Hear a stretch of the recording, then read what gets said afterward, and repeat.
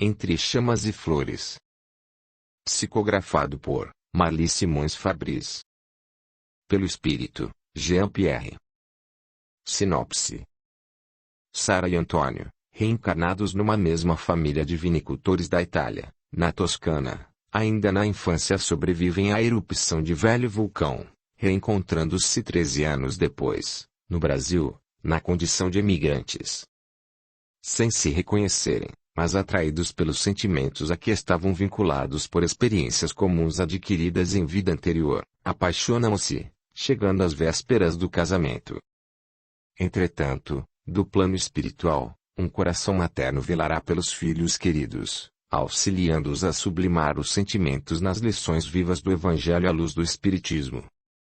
Neste romance, o leitor ficará sensibilizado ao perceber como estamos interligados pelo pensamento e amparados por esses espíritos amorosos que nos guiam. Mesmo depois de desligados do corpo físico, preocupam-se conosco e permanecem auxiliando-nos a atravessar o espinheiro das nossas desditas. Conduzem-nos pelos caminhos do crescimento interior, até que possamos nos reabilitar perante as leis divinas, alcançando a sublimação pela evolução moral e espiritual. Audiolivro realizado pelo canal Surya Chand Audiobook. Para ver todas as partes de um audiolivro, entre no canal e clique em playlist ou vídeos. Capítulo 1. Itália. Infância feliz. A felicidade parecia reinar sobre aquelas pessoas que constituíam o pequeno e pacífico mundo de Antônio, garoto de 10 anos. Francisco, o pai, era proprietário, herdeiro de terras onde cultivava uvas e fabricava vinho. Suas videiras, bem cuidadas, produziam frutos selecionados, que, processados com delicado método de fermentação e rigorosa higiene, resultavam no vinho de aroma e sabor inigualáveis, que podia ser apreciado nas mesas mais requintadas de muitas cidades da Itália. Herdara as terras, parte da plantação e a técnica quase artesanal, que já não atendia à procura cada vez maior. Desde jovem, trabalhou e economizou, e, aos poucos, conseguiu comprar quase todas as terras que se estendiam até as montanhas, ao redor das que já possuía, plantando onde não se acreditava colher qualquer coisa. Investiu em técnicas, mudas resistentes e selecionadas e, dispondo-se ao trabalho intensivo, triplicou sua plantação. Já estava começando a colher nova safra e, em breve, o maquinário que adquirira de velha indústria desativada deveria entrar em funcionamento, procurando suprir o mercado exigente. Com todo esse investimento, Francisco fazia crescer o patrimônio herdado dos antepassados e concentrava naquele pedaço de chão tudo o que possuía. Não tinha débitos, mas também não lhe restara dinheiro algum guardado ou investido em outra coisa que não estivesse naquela fazenda. Lá moravam muitos trabalhadores com suas famílias formando uma grande colônia. Quase todos o amavam e respeitavam, pois eram tratados também com dignidade e respeito. Nunca foi preguiçoso. Procurava dar o exemplo não se dispensando do trabalho árduo. Desde criança ajudava o pai a aprender o segredo de plantar, cuidar, colher e extrair das uvas o vinho de qualidade apreciada na mesa italiana. Era filho único e não possuíam riquezas outras que não estivessem ali.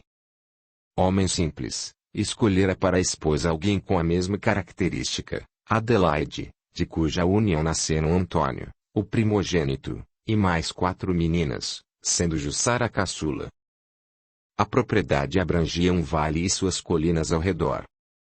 Era uma região irregular, entrecortada por afluentes do Pó, rio expressivo na península italiana. As terras, revestidas do verde das videiras, perdiam-se da visão no horizonte, que subia e descia gracioso contornando as colinas dos Apeninos. Mesmo as elevações mais altas eram quase totalmente aproveitadas, subindo as mudas pelas encostas até onde a inclinação permitia. Embora algumas fossem rochosas, a maioria delas eram revestidas de grossa camada de terra fértil, enriquecidas por restos de lavas vulcânicas, onde o vinhedo se desenvolvia com maior força. Numa das formações, havia uma cratera. ali dormia um vulcão de proporções pequenas. Acreditava-se que estivesse extinto, pois não havia notícias sobre erupções que devem ter ocorrido há muitos séculos atrás, sem deixar registros confiáveis. Não havia nele o menor sinal de atividade. O terreno era todo acidentado, e, olhando-se do lado oposto ao vulcão, passava o rio, que corria mansamente, ora correndo no vale fazendo parte da paisagem, ora desaparecendo atrás dos montes que graciosamente contornava. Mas numa colina em especial havia uma fenda bem larga, por onde o rio passava atravessando até sair do outro lado onde a elevação diminuía até chegar ao nível do vale. O pai de Antônio, crendo poder colher mais, ali onde vivera desde criança, contrariando a opinião da maioria, acreditou naquelas terras, adquirindo-as para fazer parte da fazenda. Com esta expansão, o rio, que passava no limite de sua propriedade, passou a dividi-la ao meio. Para poder trabalhar do outro lado, ele construiu uma ponte feita de madeira e cabos servindo para encurtar o caminho para os trabalhadores de suas terras. Era um pouco precária, mas segura. Não fosse assim, para ter acesso ao outro lado, teriam que dar a volta por muitos quilômetros encarecendo o custo de sua produção. No meio desse tapete gigantesco que subia e descia formando uma paisagem maravilhosa aforrada pelas videiras, situava-se o casarão da sede. Algumas dezenas de metros dali havia um grande lago muito azul rodeado por árvores e vegetação baixa combinadas, que bordavam sua volta dando-lhe a aparência de um rico espelho incrustado no imenso tapete verde voltado para o céu. Embora antiga, a ampla sede se mantinha bem conservada. Periodicamente reformada, mostrava o bom gosto de seus moradores, exibindo 2 andares decorados com simplicidade e muito capricho. Na parte superior havia vários dormitórios, salas de banho e sacadas graciosas que cercavam as portas substituindo as janelas. O andar térreo abrigava as demais dependências. A casa não toda era rodeada de varandas largas e aconchegantes, decoradas com samambaias verdes e muitos vasos floridos que, deixando cair seus galhos, emprestavam graça e beleza aos olhos dos moradores e visitantes. Francisco e Adelaide viviam harmoniosamente, e não perdiam a oportunidade de exemplificar aos filhos os valores morais rígidos com os quais foram criados. Ela cuidava de todos os detalhes do lar, promovendo ordem e limpeza, e ainda o adornava com sua graça de mulher dedicada e bem educada. Emprestava-lhe segurança e paz com a compreensão que lhe era costumeira, e quando dispunham de algumas horas de lazer, ela tocava piano, proporcionando-lhes, com tal beleza, o deleite que se estendia aos ouvidos dos que tinham a felicidade de conviver ali. Dona Cândida, antiga moradora da colônia, ajudava nos trabalhos caseiros. Desde que as crianças nasceram cuidou delas como babá. Amava-as como se fossem seus próprios filhos e aquela família como se fosse uma extensão da sua. Conhecia os desejos e manias de cada um e mimava-os com seus zelos de mulher simples, bondosa e muito dedicada. Era casada e não tinha filhos. Seu esposo trabalhava no plantio, como empregado da fazenda. As 2 mulheres se entendiam muito bem e em parceria faziam queijos, pães, e outras delícias num forno a lenha que só a cozinha de uma fazenda italiana conhece, satisfazendo as necessidades de todos. As meninas, irmãs de Antônio, eram mais novas do que ele, formando uma escala cronológica decrescente até a caçula. Jussara nascera por último e estava com 3 anos. Falava pouquíssimas palavras, o que preocupava a todos, e tinha apego ao irmão que, por sua vez, também lhe dedicava um carinho especial. Fazia-lhe os gostos, mimando exageradamente. Aproximava-se o final do ano e a alegria habitava naquele lar, onde os corações dos moradores, unidos pelo amor familiar, preparavam-se para a festa natalina. Os empregados da fazenda eram em grande número e formavam uma comunidade harmoniosa. Havia uma capela na propriedade, onde praticavam atividades religiosas. Nessas ocasiões, usavam o melhor vestuário, oravam e cantavam juntos. Depois promoviam comilanças, usufruindo do vinho que ganhavam para comemorar a data santa. Era o mês de novembro de 1902. Faltava um mês para o Natal, mas havia razão para outra festa. Era o aniversário de Antônio. Completaria 10 anos e isto merecia uma comemoração especial.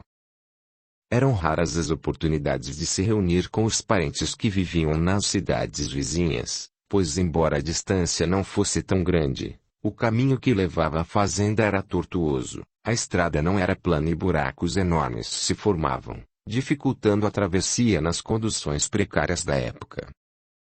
Mas estavam saudosos e especialmente naquele ano, Francisco decidiu fazer uma grande festa.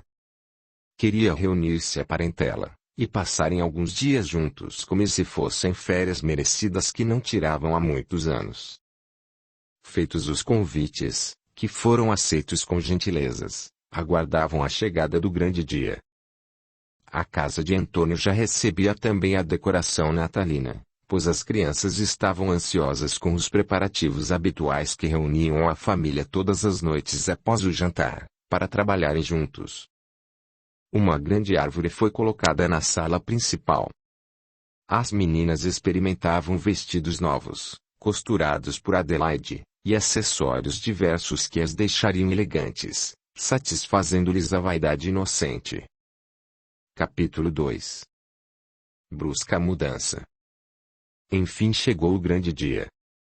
A fazenda transbordava de pessoas entusiasmadas e alegres, e os convidados não poupavam elogios àquele lugar, que mais parecia um oásis de beleza inigualável. Antônio era simples, como seus pais. Embora tivessem tradições familiares, misturavam-se aos empregados mais antigos, que ali também compareciam como convidados e amigos que eram. Na verdade, muitas vezes, até preferia a companhia dos serviçais com os quais brincava e trabalhava diariamente, a de seus familiares, talvez por viverem distante e terem pouco contato. Mas tinha enorme prazer em receber a todos para comemorar seu natalício. A varanda ao redor de toda a casa estava repleta de crianças que corriam de lá para cá com guloseimas nas mãos. Algumas meninas maiores, adolescentes, agrupavam-se envergonhadas ao lado de toda aquela confusão, lançando olhares furtivos ao menino que trajava seu primeiro terno. Este, envaidecido, fingia não perceber que aqueles risos e insinuações eram dirigidos a ele. As filhas, desde muito cedo, já eram prometidas em casamento aos seus futuros maridos pelos próprios pais, que faziam disto uma extensão dos negócios, fortalecendo as tradições familiares. A infância delas era muito curta. Aos 10 ou 12 anos já deveriam estar começando a se preparar para o casamento, que acontecia normalmente por volta dos 12 ou 13 anos. Antônio era um partido cobiçado pelos pais das jovens casadoras, os quais viam no sobrenome que trazia, e no progresso do pai, razão convincente para disputá-lo. A música tocada para enriquecer o ambiente enchia de ânimos que gostavam de dançar e, não raro viam-se criancinhas muito pequenas balançarem-se ao som dela. A noite estava escura e o céu parecia prometer chuva. A lua ficara escondida entre camadas de nuvens espessas, que transformavam tudo fora do clarão das lanternas, em escuridão total. Trovões ao longe pareciam estremecer a terra, mas um cheiro estranho envolvia a vez por outra o ambiente gostoso em que festejavam despreocupados. No meio de toda aquela alegria, ninguém se preocupava com o tempo.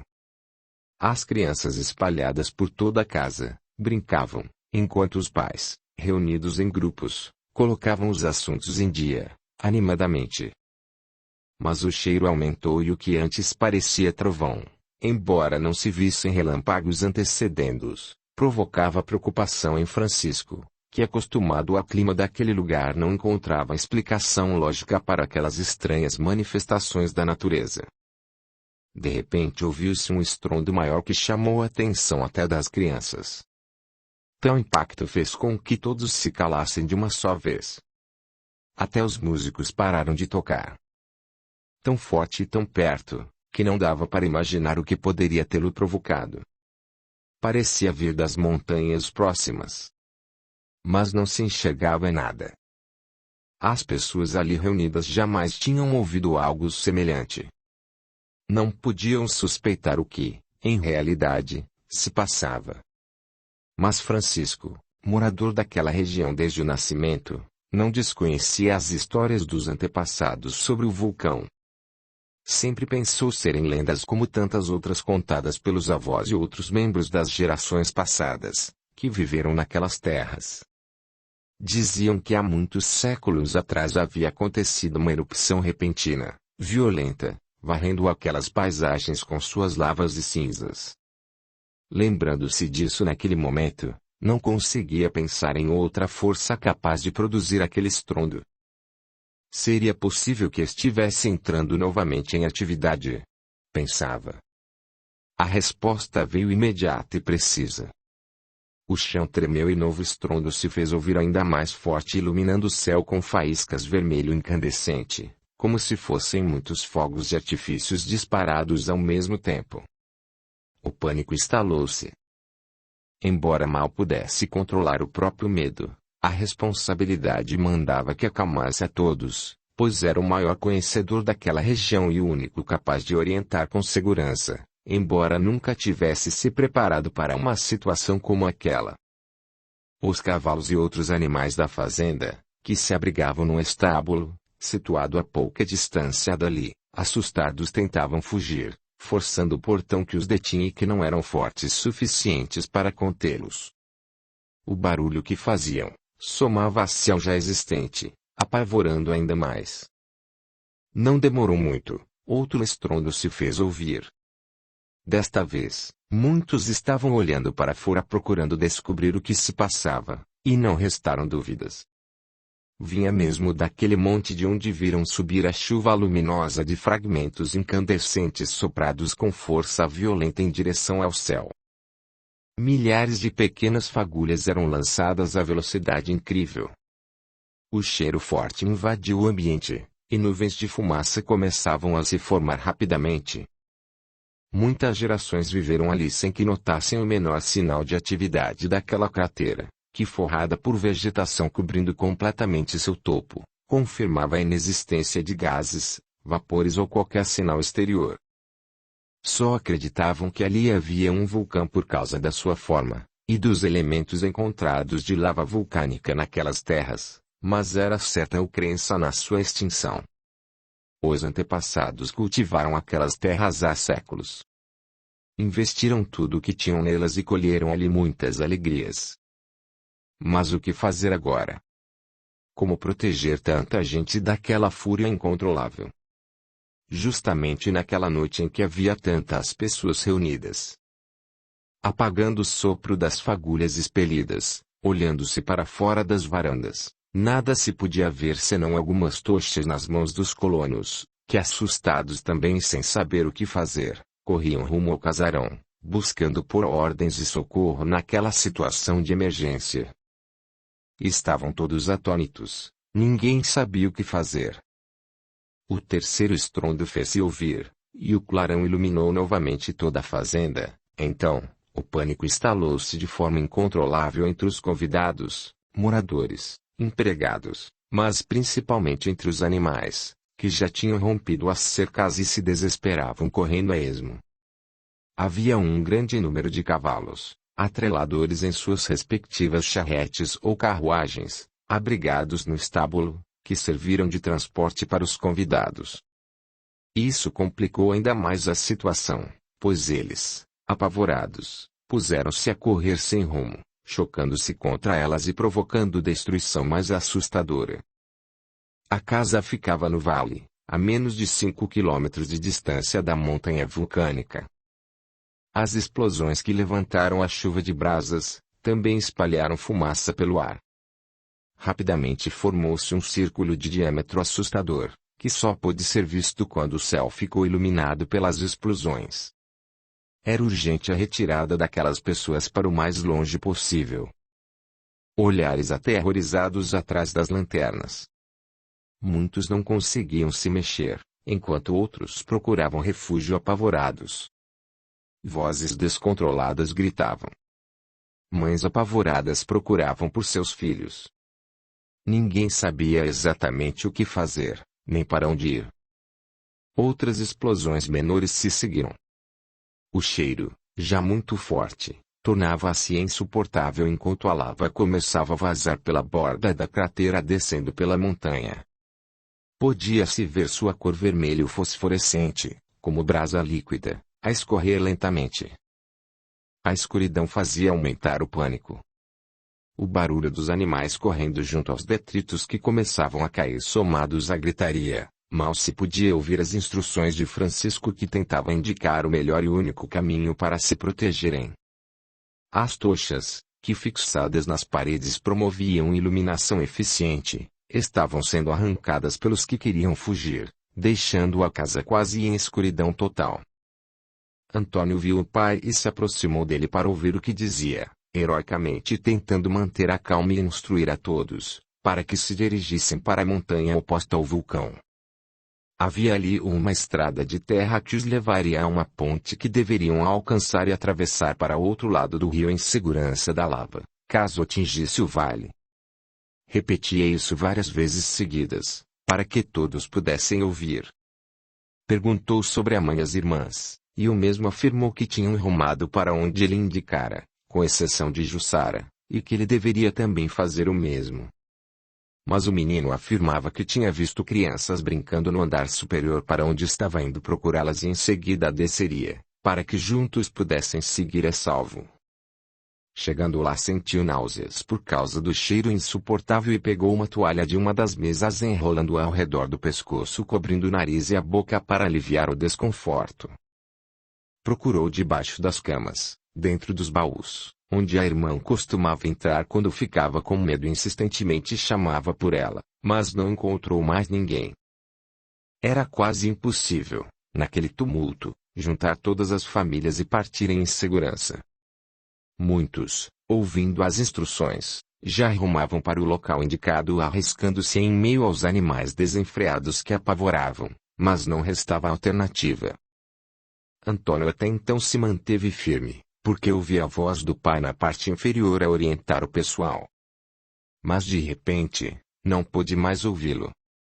Só então percebeu que se deteve muito tempo procurando em todos os lugares onde poderia encontrar a irmãzinha escondida. Apavorou-se e disse correndo. Pareceu-lhe que a casa já estava vazia. Correu numa das varandas e viu, já ao longe, as luzes das tochas que formavam um cordão desordenado, indo já a alguma distância dali. Onde estaria seu pai? Pensou. Será que também tinha ido pensando talvez que ele não ouvira quando disse que iria procurar Jussara? Tinha que alcançá-los. Estava sozinho ali. Certamente estaria junto aos demais, imaginando que ele estivesse na frente com a mãe, como fora instruído a fazer. Ouvia um som que se aproximava, como se um incêndio violento queimasse densa floresta e apavorado apressou-se. Os materiais lançados a grande altura pelas explosões, caíam, agora como chuva. Pareciam fragmentos de pedras que caíam em toda parte. Correu mais que pôde sem olhar para trás. Norteou-se pelas luzes que via ao longe. Sua força juvenil e conhecimento da região ajudaram-no a alcançar os outros, que já estavam muito à sua frente. Passava por eles, que seguiam apavorados, olhando cada rosto que podia ver sob a luz das tochas que carregavam, na tentativa desesperada de encontrar a família, mas não conseguiu. Muitos ficavam caídos pelo caminho, feridos ou sem forças para continuar. Tinha o impulso de ajudá-los, mas estava assustado demais para parar. Outros seguiam no escuro, guiando-se apenas pelas vozes dos demais, tornando-se impossível reconhecê-los. Embora o medo e a insegurança quisessem dominá-lo, tentava manter-se calmo, com a certeza de que não os encontrara ainda, porque não havia examinado a todos devidamente, restando, portanto, esperanças. Antônio e o pai estavam habituados a andar juntos pelas redondezas, que conhecia muito bem. Aprendera como esquivar-se dos perigos em situações embaraçosas. Algumas vezes, o pai o colocara à prova para testar seu aprendizado e se saíra muito bem, recebendo elogios e reconhecimento. Homem forte e defensor da família, era provável que seu pai, na impossibilidade de juntar a todos, tendo conseguido encontrar a esposa e as filhas pequenas, tê-las-ia levado, na certeza de que o seu filho mais velho, conhecedor da área, embora sua pouca idade, teria chance de se cuidar sozinho naquela emergência. Isso porque ele, em seus 10 anos, já se julgava quase um adulto, capaz de fazer prodígios igual aos adultos que mais admirava. Vivia medindo forças com os trabalhadores da fazenda, que sempre o deixavam ganhar as disputas para agradá-lo. Pensando assim, integrou-se aos que fugiam, e os acompanhou deixando para procurar os familiares mais tarde, quando estivessem todos fora de perigo. Estava muito cansado e suas pernas mal obedeciam ao impulso de continuar. Ouvia-se choro de mulheres e crianças apavoradas, procurando por seus familiares ou amigos, na esperança de ouvir resposta. Olhou para trás e só podia enxergar a incandescência da lava, descendo em direção ao casarão, já atingindo o pé da montanha, no começo da plantação de uvas. O grupo era pequeno em relação ao número dos que estavam na casa durante a festa. Isso aumentava o desespero. Lembrava de que fora praticamente o último a deixar a casa. Ao sair não ouvia mais vozes, nem qualquer sinal humano por perto. Os animais já tinham se dispersado e não os via mais. O grupo chegava próximo à ponte que ligava as duas partes da montanha dividida pela fenda estreita e profunda, onde, lá ao fundo corria o rio que banhava aquelas terras. Aquela garganta representava para eles a salvação. Seria preciso muita lava para preencher todo o vale e subir em direção ao topo da montanha. Ainda assim, cairia no canal, e isso lhes daria tempo de passar para outro lado em segurança. A ponte era estreita e servia para a travessia de trabalhadores habituados ao seu balanço. Uma mulher que acabara de ver o filho ser pisoteado pelos animais assustados quando o atravessavam entre eles, vinha praticamente arrastada pelo esposo, gritando pelo filho em desespero, causando comoção a todos. Ao passarem pela ponte, ela se soltou, num solavanco, precipitando-se nas profundezas da fenda. Não consegui segurá-la, dizia ele, olhando para o precipício, ainda atônito com tudo que seus sentidos presenciavam. Outros homens tomaram-lhe a mão e o retiraram do local, onde ele fitava a escuridão, tentando encontrá-la. Amparado entre os demais, andava como se estivesse robotizado, sem dizer uma palavra. Pingos começaram a cair isolados, e foram se intensificando, até desabar sobre eles uma forte chuva, como bênção salvadora, dissipando um pouco da fumaça, aliviando também o calor insuportável que os envolvia, apesar da época ser de frio intenso. Do outro lado havia um grande barracão, logo depois da ponte. Um compartimento menor era destinado a guardar as ferramentas, e servir de abrigo para os trabalhadores nas épocas de colheita quando precisavam dobrar os turnos. Ali havia provisões de comida e agasalhos, assim como água, tochas e coisas necessárias à curta permanência com conforto. O outro maior, era usado para condicionar o produto colhido e tinha muito espaço para acomodar a todos. Abrigaram-se ali para descansar, muitos já não conseguiam caminhar tão desgaste pelo susto e a exaustão pela longa caminhada. As pedras pararam de cair e a fumaça um pouco dispersada pela chuva, dava-lhes pequena trégua. Antônio acendeu algumas tochas e recomeçou a sua busca, enquanto todos se acomodavam.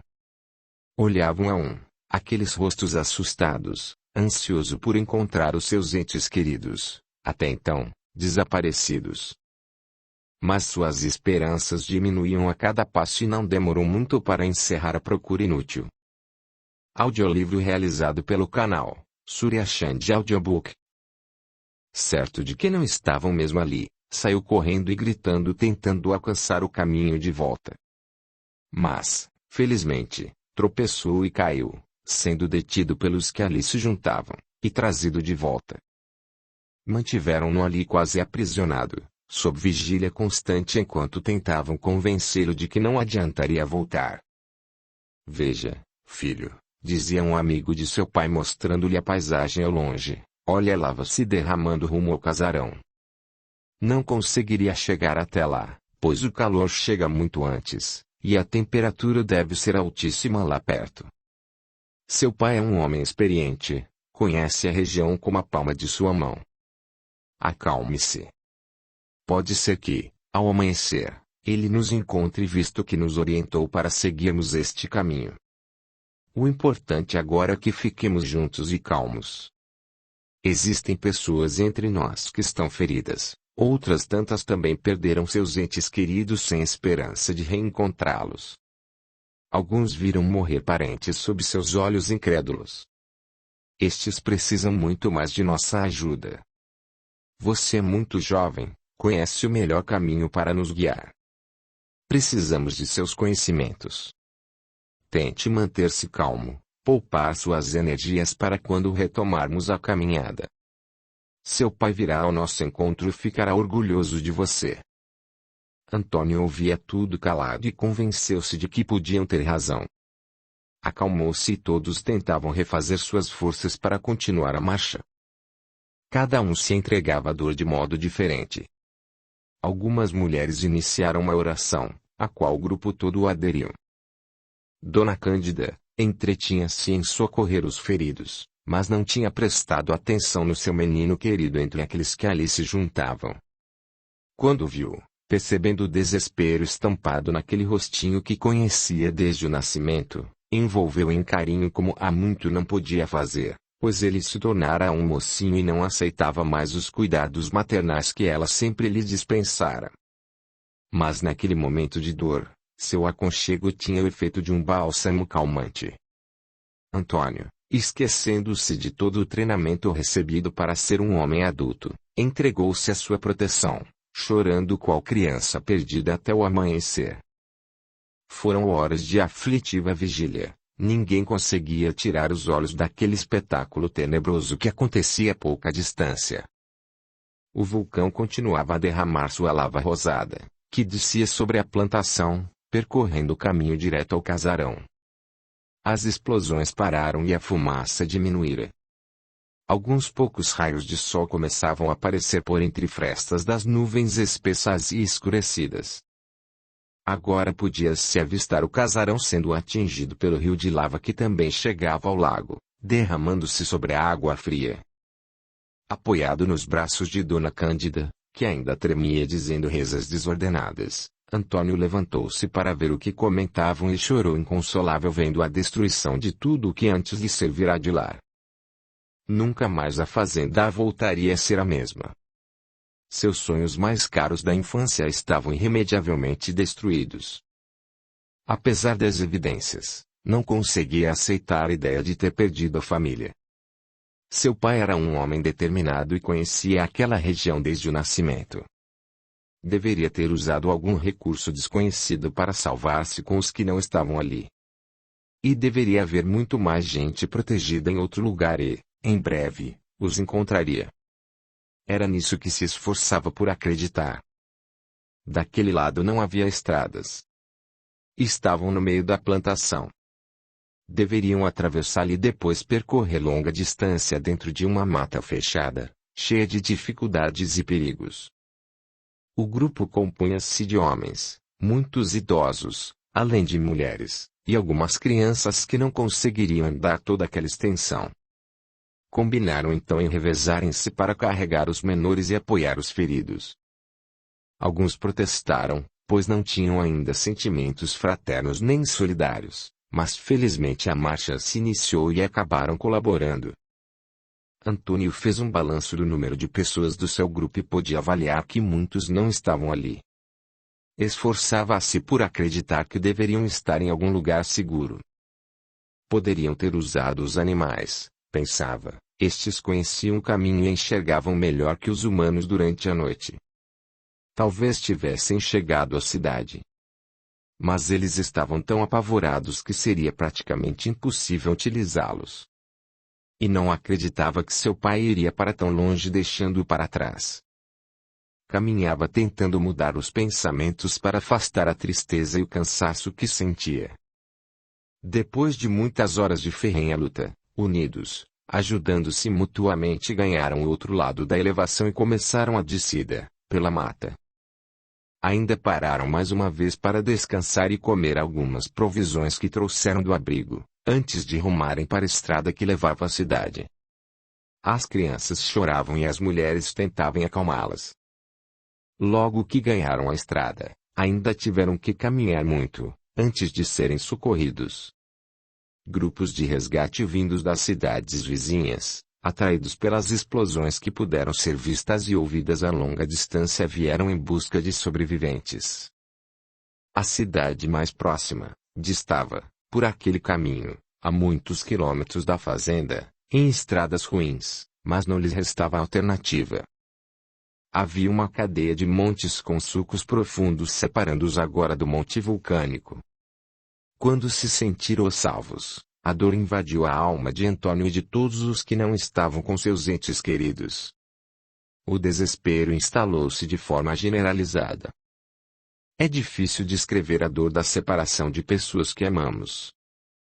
O coração de Antônio parecia mergulhar num mar de tristeza onde se afogava cada pequena recordação. Quanto mais se distanciavam do local, a alegria de estarem a salvo se misturava à tristeza profunda de perda, da qual não conseguiam se desvencilhar. Risos e vozes vinham à lembrança de Antônio, e cenas alegres dos seres únicos que lhe enriqueceram a existência, traziam-lhe uma dor pungente, que ainda não sabia expressar. Por fim chegaram ao povoado mais próximo. Abrigado, com Dona Cândida, em casas de pessoas que se solidarizaram com eles por ocasião da tragédia, Antônio foi se desligando de tudo, até entrar em estado de ausência total do ambiente em que se encontrava. Ele chorava, chorava. E foi só o que fez por muito tempo, recusando-se a comer, beber. Sentia-se só. Tão só e desamparado. Não conseguia administrar a dor. Tal foi a profundidade do trauma que lhe deixou até mesmo de satisfazer as necessidades básicas de higiene. Dona Cândida colocou-se ao seu lado com o maior carinho possível e tentou suprir-lhe as perdas da melhor forma que conseguiu, mas não foi suficiente. Nem a presença de alguns parentes pôde fazer com que ele emitisse um som sequer. Parecia que os seus lábios nunca tinham pronunciado palavra alguma, tal era a sua mudez. Seus sentidos pareciam todos bloqueados pela dor, pois não reagia a estímulo algum. Os olhos perdidos em um ponto qualquer davam a impressão de que seu espírito vagava por alguma paisagem distante daquela realidade. Recusava alimento e água, tendo que ser nutrido pela bondosa babá, que lhe introduzia os alimentos em forma líquida pela boca, massageando a região da garganta, pronunciando palavras de estímulo até que engolisse. Arranjaram um médico para consultá-lo, mas nenhuma enfermidade física foi detectada.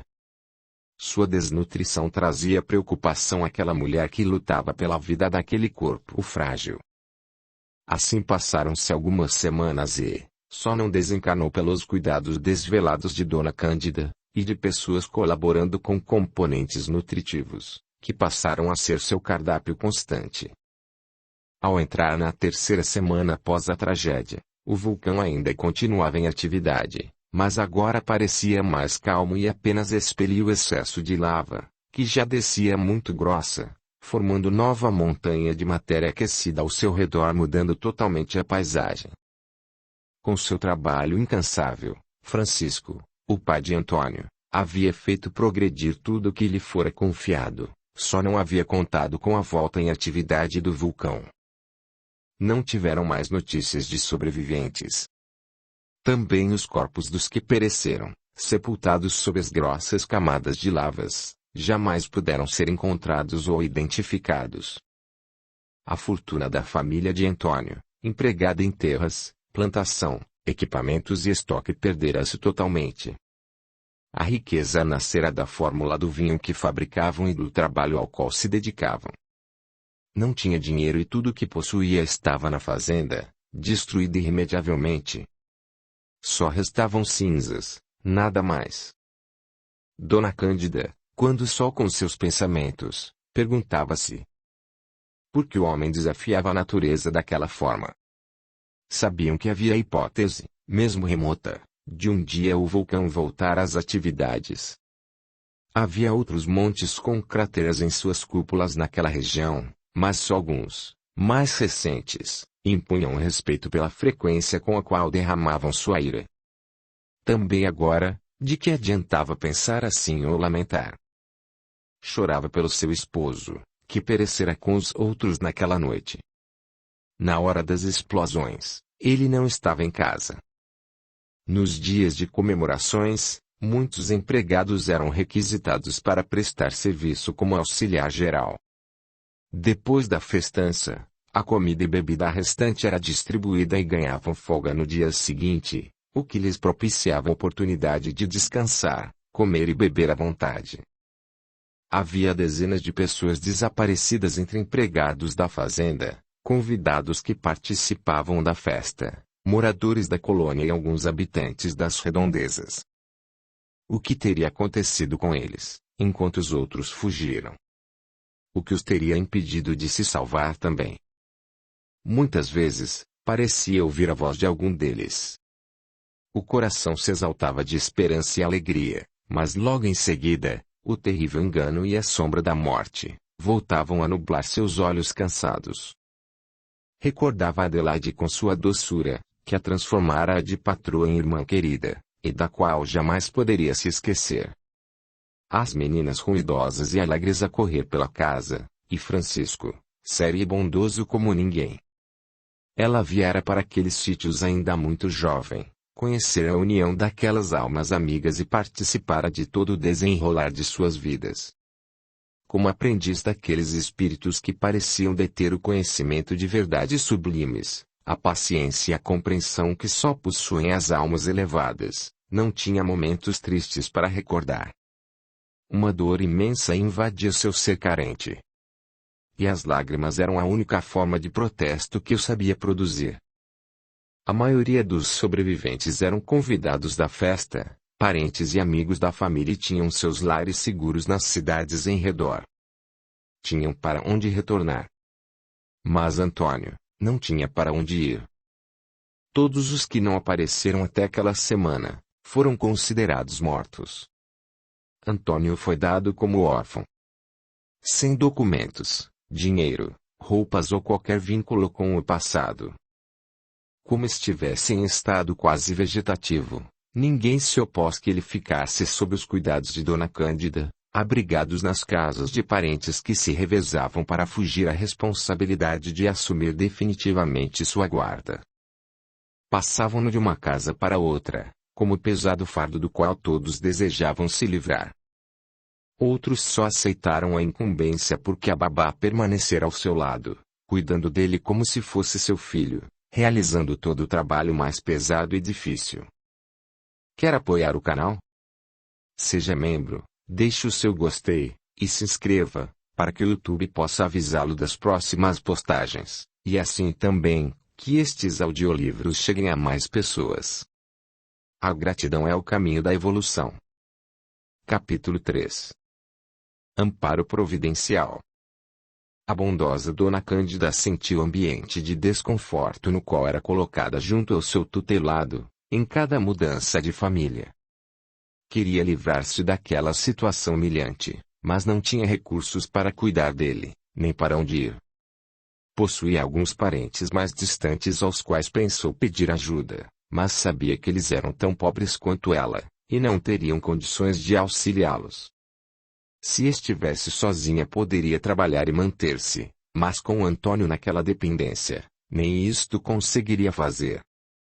Separar-se do menino naquelas condições não estava em seus planos. Ela o amava como a um filho, e ele precisava agora, mais do que nunca, de seu carinho. Parecia ser a única criatura a se preocupar com ele de verdade.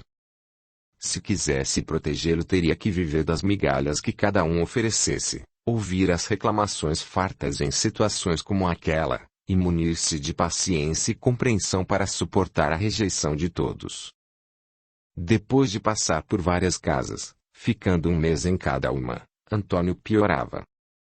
Dona Cândida tentou interceder por ele, mas os parentes pareciam ter mais compromissos sociais a cumprir do que amor pelo menino.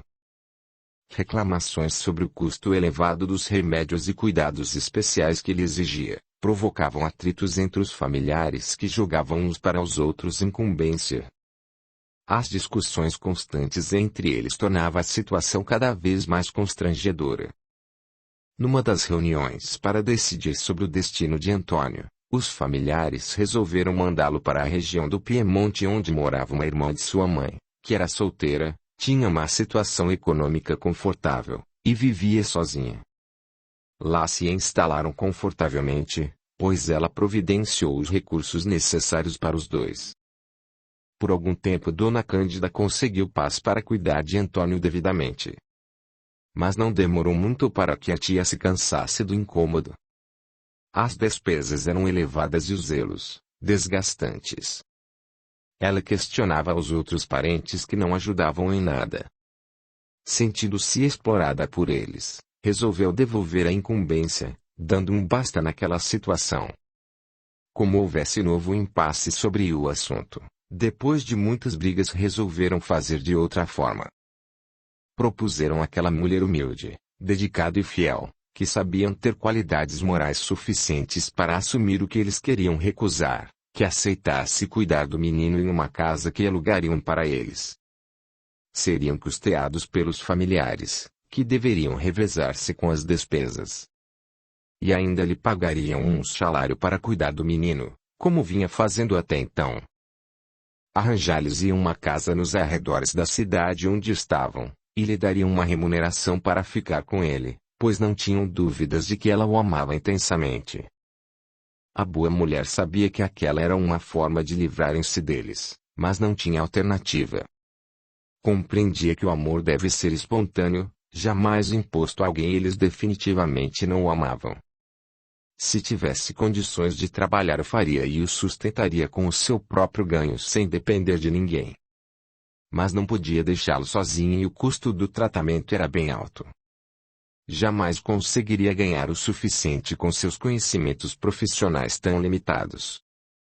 Antônio precisava de ambiente tranquilo para reequilibrar-se e só longe daquelas pessoas que o rejeitavam poderia conseguir o equilíbrio necessário. Por isso aceitou a oferta miserável que lhe fizeram, com agradecimento sincero. Quando viu a casa que arranjaram para eles, ela se revoltou.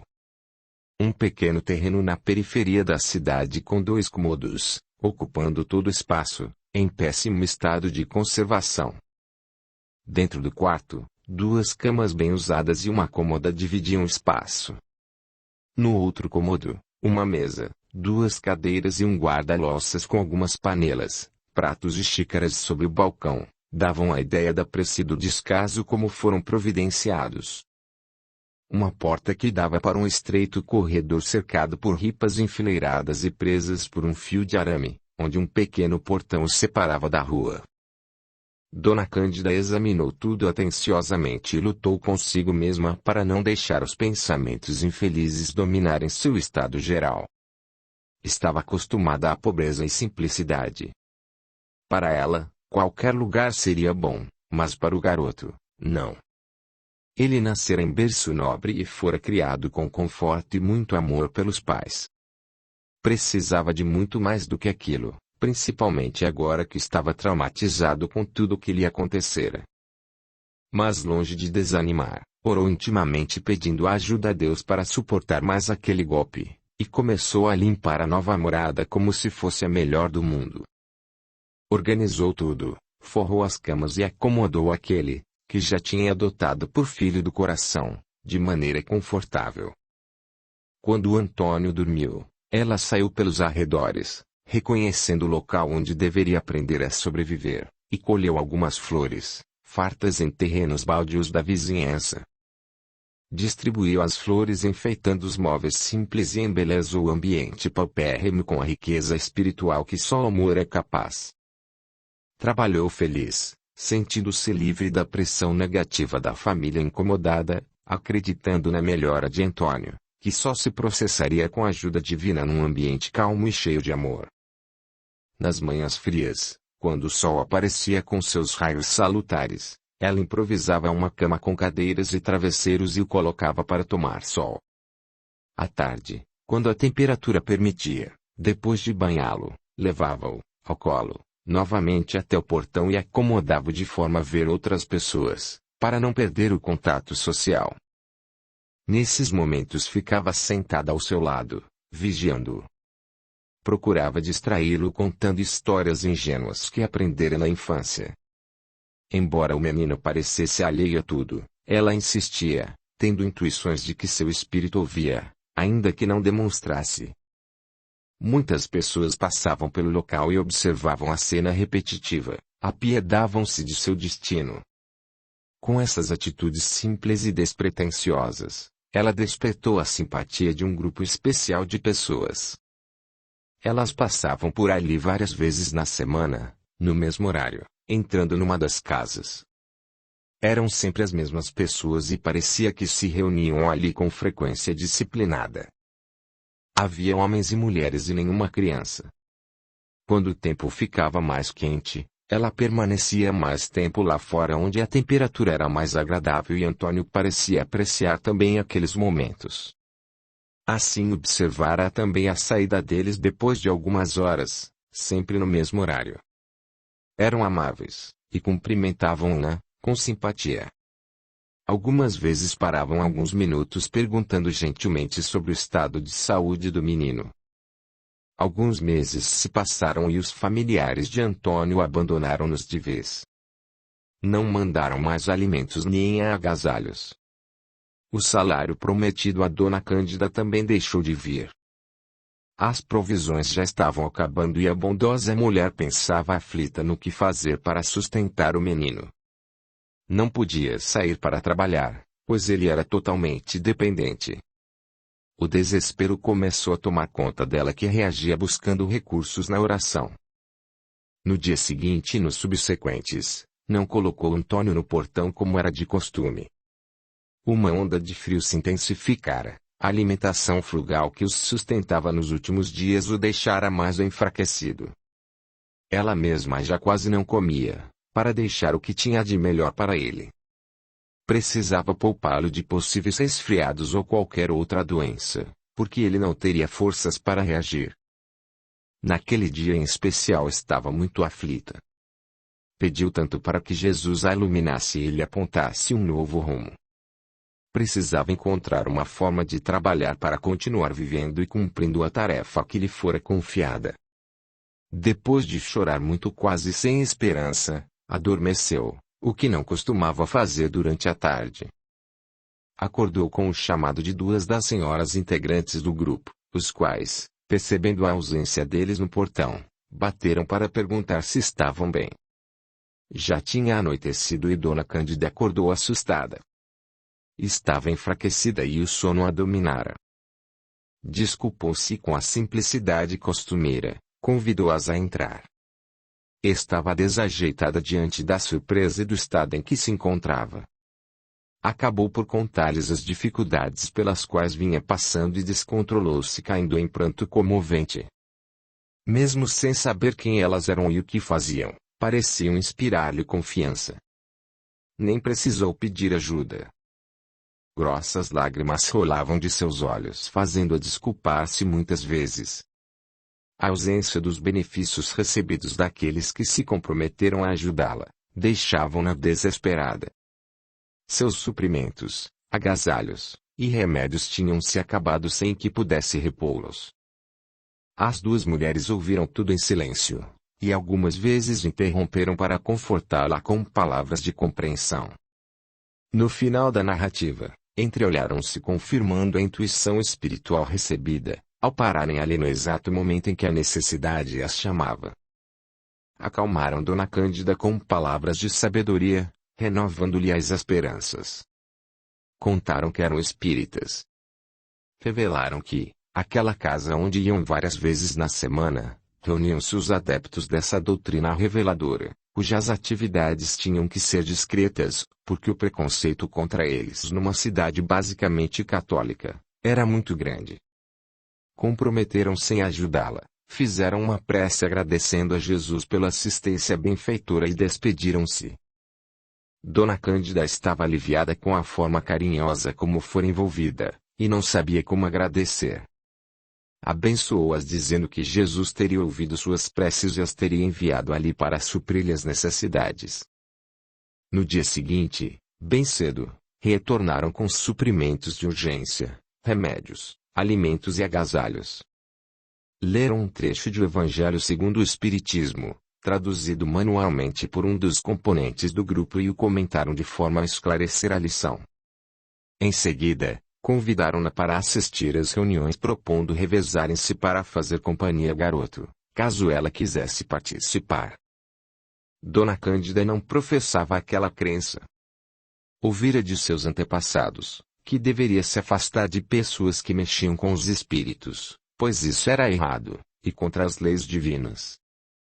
Precisava esquivar-se de comprometimentos como aqueles, mas aquelas mulheres lhe pareceram tão sinceras, tinham disciplina, eram discretas e estavam socorrendo-a quando mais precisava, sem exigir nada em troca de seus préstimos. Vieram após os pedidos que fizera a Jesus, naquela noite. Não podia estar enganada. Elas eram confiáveis. Mesmo assim, foi com reservas que resolveu aceitar o convite. Era difícil desconfiar da idoneidade daquelas senhoras que a socorreram no momento difícil envolvendo-a junto ao seu menino doente com tantas demonstrações de fraternidade. Também não podia se esquecer de que tinha sofrido inúmeras desilusões com o comportamento de pessoas que lhe pareceram bondosas e praticantes das crenças que a ensinaram sobre aquelas coisas. Iria à reunião deles e procuraria investigar o que faziam. Já não era mais criança e conhecia o bem e o mal. Por certo saberia identificar o que não estivesse de acordo com as suas convicções. Chegando lá, ouviu as exortações da noite feitas por um senhor de aparência serena. As explanações caíam como bálsamos sobre as dores que ela trazia em seu espírito sofredor.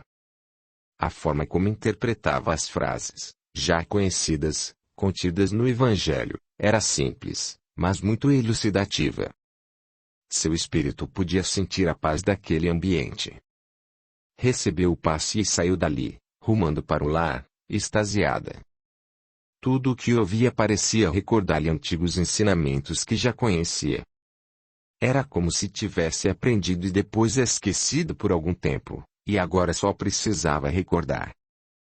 Uma senhora se propusera ficar com Antônio enquanto ela estivesse ausente, e quando regressou encontrou-o dormindo tranquilamente, enquanto a mulher lia alguns manuscritos que informou terem sido copiados do Evangelho.